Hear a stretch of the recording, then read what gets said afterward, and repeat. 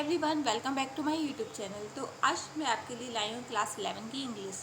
ठीक है, तो इससे पहले हम लोगों ने अब फोटोग्राफी, ये जो पोट्री है, पोट्री नंबर 1, अब फोटोग्राफ पोट्री का हम लोगों ने एक्सप्लेनेशन पढ़ लिया था। लाइन बाय लाइन एक्सप्लेनेशन अपना कंप्लीट हो गया था। आज मैं आपको समरी बताऊंगी, सेंट्रल आइडिया बताऊंगी और लिटरेरी डिवाइस बताऊंगी।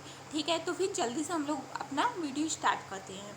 ठीक है, तो the poetess looks at the photograph of her late mother with her 2 cousins on a sea beach. यानी कि जो पोएटेस हैं उन्होंने एक फ़ोटोग्राफ ले रखा है, उसे देख रही हैं।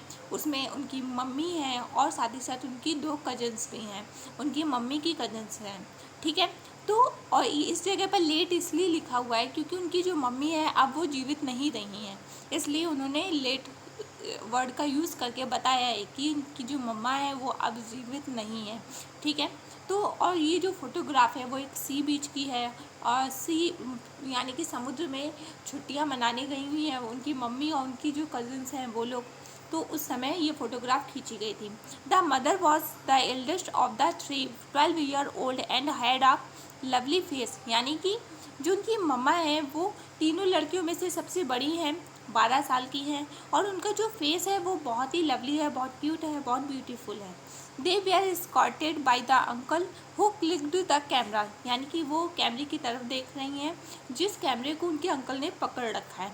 The girls stood in shallow water. यानी कि वो लोग वाटर पर, यानी जो समुद्र का जो भी पानी है उस पर खड़ी हुई हैं। The sea wave seemed to be washing their feet each which changed fast with the passage of time. यानी कि ये जो समुद्र की लहरें हैं, उन्हीं लहरों के बीचों बीच उनकी वो जो तीनों लड़कियां थी वो लोग खड़ी हुई थी और वो लहरें उनके पैरों को धो रही थी। और क्या बताया गया है कि ये जो समुद्र का पानी है वो समय भी आज से काफ़ी सालों बाद भी वैसा ही रहेगा। अगर समुद्र के पानी में खारापन देखा जाए तो आज से 7 साल बाद भी उतना ही खारापन रहेगा, लेकिन आज से 7 साल बाद वो जो पैर हैं, यानी कि जिसके भी पैर हैं, जैसे उसकी मम्मा हैं, तो आज से 7 साल बाद उनकी मम्मा में कुछ चेंजमेंट होगा। यानी क्या बताया गया कि एक तरफ एक समुद्र है जिसमें ना के बराबर कुछ चेंजमेंट होता है और एक तरफ एक ह्यूमन है जिसमें चेंजमेंट समय से कुछ समय बाद उसमें कुछ ना कुछ चेंजमेंट दिखाई देता है।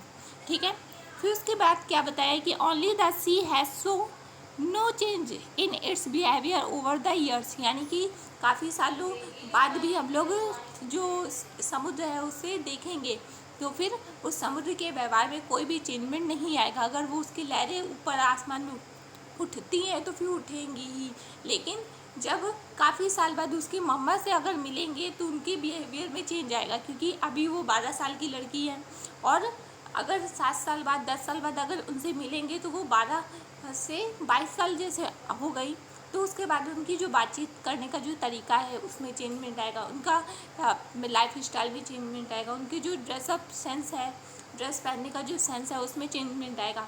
तो इस तरह से जो ह्यूमन होता है वो एक अस्थायी प्राणी होता है जिसमें कुछ ना कुछ चेंजमेंट आते रहते हैं। लेकिन एक तरफ ये जो समुद्र है, समुद्र में कोई चेंजमेंट नहीं आता है, काफ़ी सालों तक भी आप उसमें देखेंगे तो फिर उसमें कोई भी बदलाव नहीं देख पाएंगे। ठीक है, वो एक जैसा ही रहता है। फिर उसके बाद आता है the mother happened to see her photo after a time gap of some 20-30 years. यानी कि ये जो फ़ोटो है फिर उसके बाद जब ये फ़ोटो खिंचवा ली गई, फिर उसके बाद उसी के 20 से 30 सालों बाद उनकी मम्मा ने इस फ़ोटो को देखा, काफ़ी टाइम गैप के बाद। She was assumed to see the pretty beach dress of all the 3 girls. यानी कि उन्होंने देखा कि वो बहुत ही ज़्यादा प्रिटी लग रही है इस फ़ोटो में, और क्या उन्होंने बीच ड्रेस पहन रखी है, यानी कि समुद्र में घूमने गई हैं। उस दिन हॉलीडे का दिन था, यानी छुट्टियाँ थी, उस दिन छुट्टियाँ चल रही थी और वो लोग समुद्र में घूमने गई। तो उस जगह पर उन लोगों ने समुद्र में घूमने जाने वाली जो ड्रेसेस होती हैं वो उन्हें पहन रखा था, उन तीनों लड़कियों ने पहन रखा था। सी ब्लश्ड एंड लाफ्ड। यानी कि उस फोटो को देख करके वो तीनों लोग हंस रहे थे और उन कपड़ों पर विचार कर रहे थे।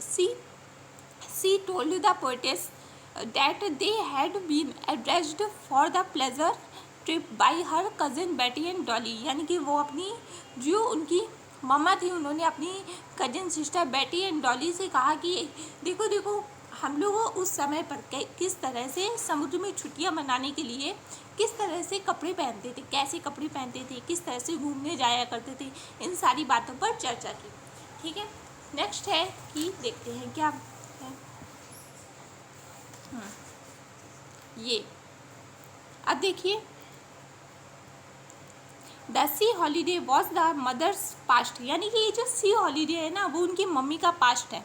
और but after she had passed away her laughter become a thing of the past for the poetess, यानी कि ये जो समुद्र की छुट्टियाँ हैं वो उसकी मम्मी के लिए उनका पास्ट था, और उनकी जो मम्मी उस फोटो को देखकर जो खुश हो रही है ना वो पोएटेस के लिए उनका पास्ट हो गया, क्योंकि इस समय तो उनकी मम्मी अब जीवित नहीं रही हैं, है ना। तो इसलिए काफ़ी साल पहले उनकी जो मम्मा थी उन्हें वो फ़ोटो मिली थी, तब वो मुस्कुराई थी।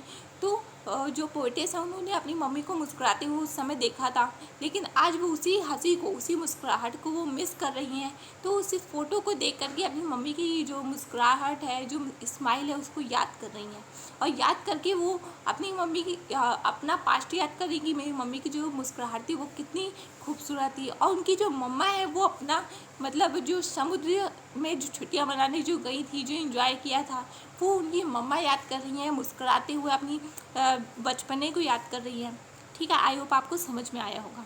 Both had lost their newness with the passing of time, the photograph is twisted and faded, the memory of the mother's laughter has also ground faint, यानी कि यही बताया गया कि जो उनकी हंसी थी वो किस तरह से उनकी मेमोरी का एक तरह से हिस्सा थी, जो पोएटेस थी उनकी मेमोरी का किस तरह से हिस्सा थी।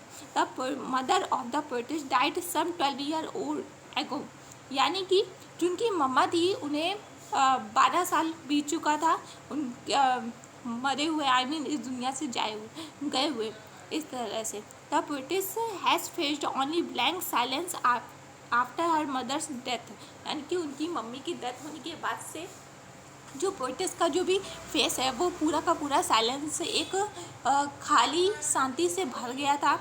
सी has nothing to say about that period since the mother left, यानी कि वो अब कुछ भी नहीं कह सकती थी। किस लिए कुछ नहीं कह सकती थी? क्योंकि अब उनकी मम्मा नहीं रही हैं, तो अब उसकी चीज़ के बारे में वो और क्या कह सकती हैं? कुछ भी नहीं कह सकती है। कुछ कहने से उनकी मम्मा वापस तो आ नहीं जाएंगी, इसीलिए वो अब कुछ भी नहीं कह सकती हैं। ठीक है, तो मैंने आपको आपका समरी बता दिया है। ठीक है, अब मैं आती हूँ सेंट्रल आइडिया पर। ओके, देखो सेंट्रल आइडिया ये है हमारा सेंट्रल आइडिया। आई होप आप लोग आसानी से देख पा रहे होंगे।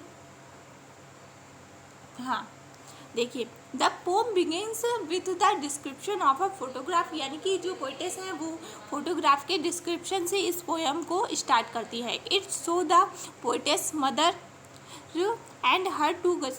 And her two cousins on a sea holiday, यानी कि इस फोटोग्राफ में उनकी मम्मा दिखाई दे रही है और उनके साथ उनकी जो कजिन्स है वो दिखाई दे रही है। और क्या दिख रहा है कि वो लोग एक समुद्र में छुट्टियां मनाने के लिए गई हुई हैं।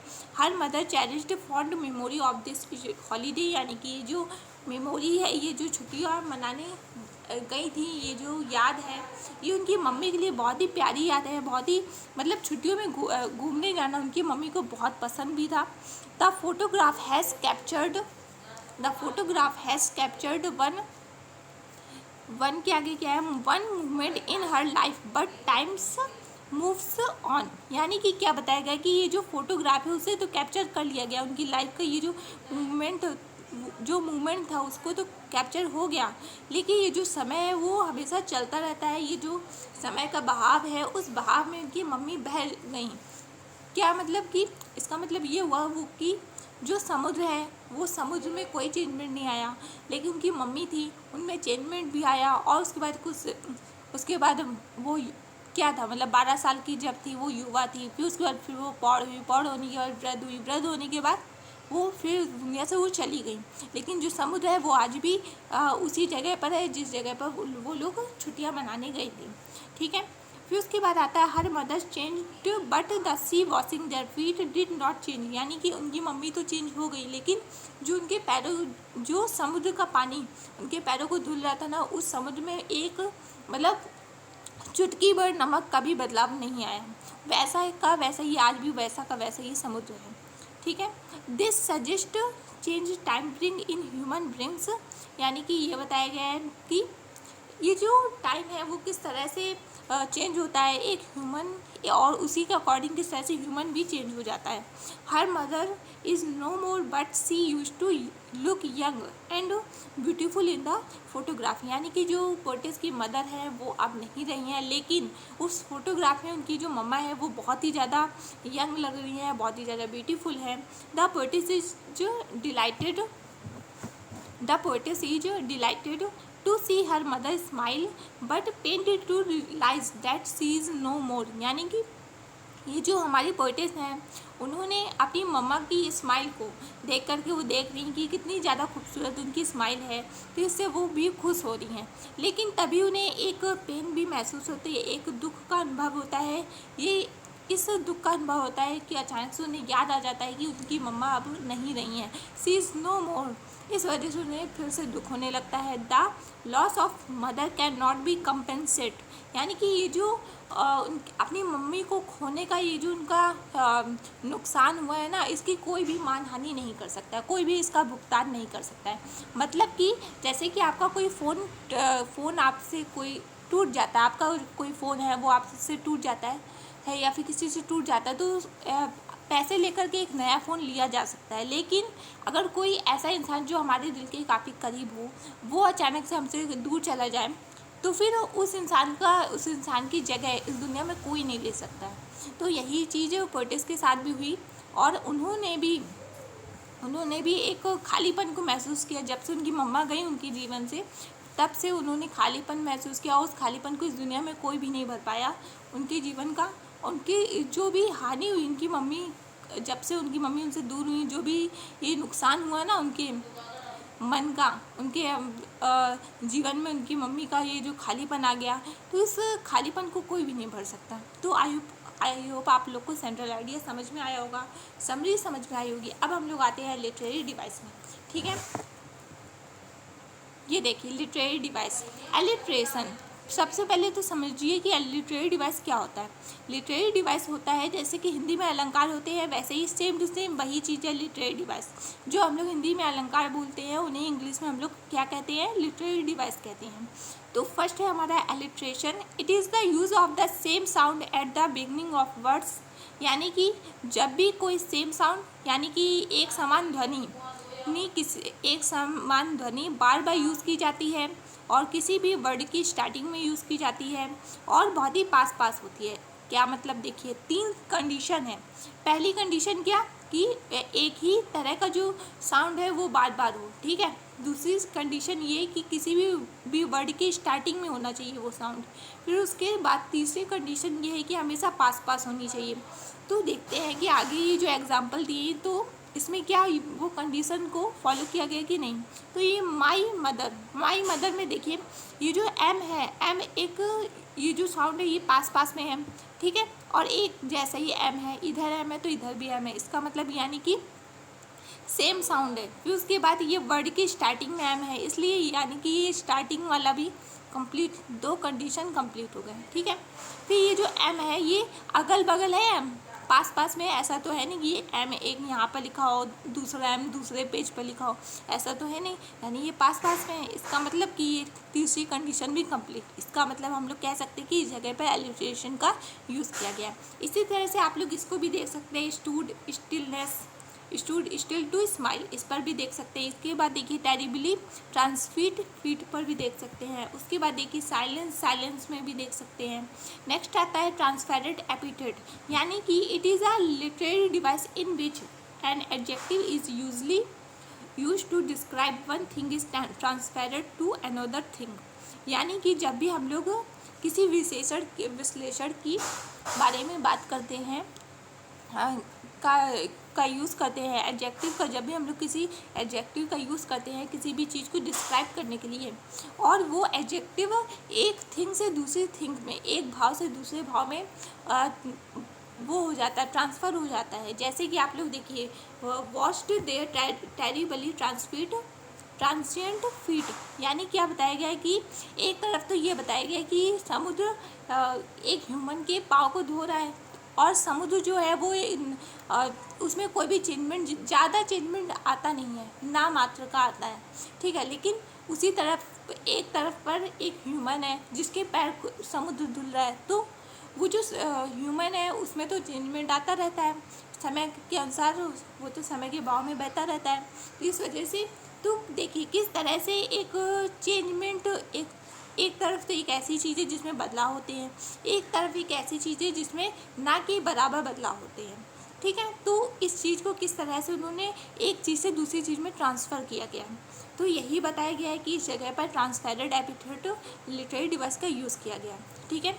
नेक्स्ट आता है पर्सोनिफिकेशन। पर्सोनिफिकेशन में है कि it is the attribution of human characteristics to non human things and animal. जब भी किसी अमानव, यानी कि कोई भी ऐसी थिंग है जिसमें जो मानव नहीं है, लेकिन उससे कहा जाए कि इसके अंदर मानव वाले गुण हैं, जैसे कि कोई साइकिल चला रहा है तो हमने कह दिया कि वो आदमी उस साइकिल की पीठ की रीढ़ तोड़ रहा है, तो फिर ऐसा कुछ ऐसा होता है क्या कि क्या साइकिल की भी कोई पीठ की रीढ़ होती है क्या, क्या साइकिल की भी कोई पीठ टूटती है क्या, नहीं होता है। ये सब तो ह्यूमंस में होता है। तो इस जगह पर मैंने क्या कहा, पर्सोनिफिकेशन लिटरेरी डिवाइस का यूज़ किया। पर्सोनिफिकेशन लिटरेरी डिवाइस का मतलब ये होता है कि मानवीकरण अलंकार, कि कुछ कोई ऐसा जो अमानव हो और उसे हम लोग कह रहे कि मानव वाले गुण उसमें बताने लगे, ठीक है, इस तरह से। अब जैसे कि the cardboard show me how it was, यानी कि वो जो कार्डबोर्ड है वो खुद मुझे बता रहा है कि वो कितना पुराना है, वो कैसा है, इस फोटो को कब चिपकाई गई होगी, मतलब ये सब बता रहा है। तो ये बताया गया है कि क्या कार्डबोर्ड कोई ह्यूमन है जो बता रहा है वो उसे बोल करके, अरे भाई, लेकिन पोइटिस ने यूज़ किया गया है कुछ ऐसे शब्दों का जिससे कि जो पोएम है वो बहुत ही खूबसूरत हो जाए, और जो यूज़ किया गया है इसको कहते हैं पर्सोनिफिकेशन लिटरेरी डिवाइस, ठीक है। फिर उसके बाद आता है ऑक्सीमोरन। जो ऑक्सीमोरन है, it is the combination of two words that seem to be the opposite of each word each other, यानी कि इसमें हमेशा टू वर्ड्स का हमेशा कॉम्बिनेशन रहता है, एक हमेशा, और ये लोग हमेशा अपोजिट रहते हैं। कैसे, जैसे कि लाभ हानि, ये एक दूसरे के अपोजिट हैं, शुभ लाभ, या फिर जैसे कि रात दिन, या फिर पानी और आग, इस तरह से ये चीज़ें अपोजिट हुई ना।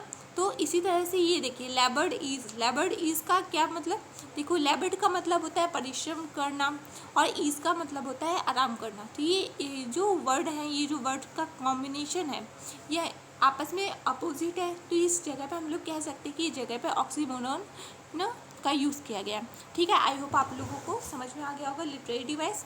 तो इसी तरह की और भी वीडियो देखने के लिए मेरी चैनल को सब्सक्राइब करिए, और वीडियो को लाइक करिए, शेयर करिए, और फिर मिलेंगे एक नई वीडियो के साथ। जय हिंद, जय भारत।